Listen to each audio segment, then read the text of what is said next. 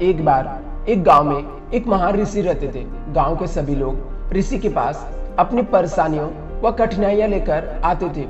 ऋषि उनका मार्गदर्शन भी करते थे।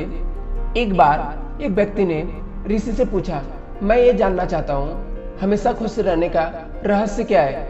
ऋषि ने तुरंत जवाब दिया, तुम मेरे साथ जंगल में चलो, वहीं पर हम तुमको इस सवाल का जवाब देंगे।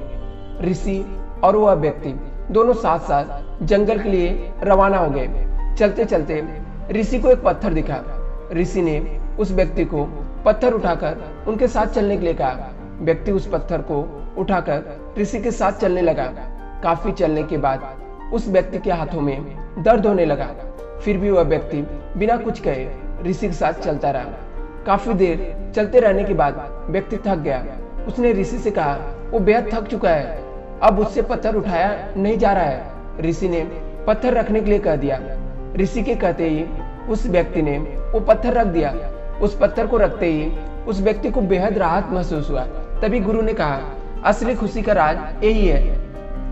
उस व्यक्ति को यह बात समझ में नहीं आई, तो वो बोला, गुरु जी, मैं आपकी बात समझ नहीं पाया, कृपया मुझे इसके बारे में विस्तार से समझाएं।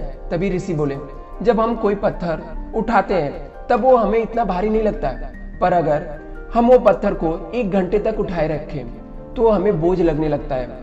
वह थोड़े समय तक और हम उस पत्थर को उठाए रहे तो उसको संभालना मुश्किल हो जाता है। उसी प्रकार दुख का बोझ आप जितना ज्यादा समय तक अपने पास रखेंगे, उतने ज्यादा समय तक आप उस बोझ से ज्यादा दुखी होते रहेंगे।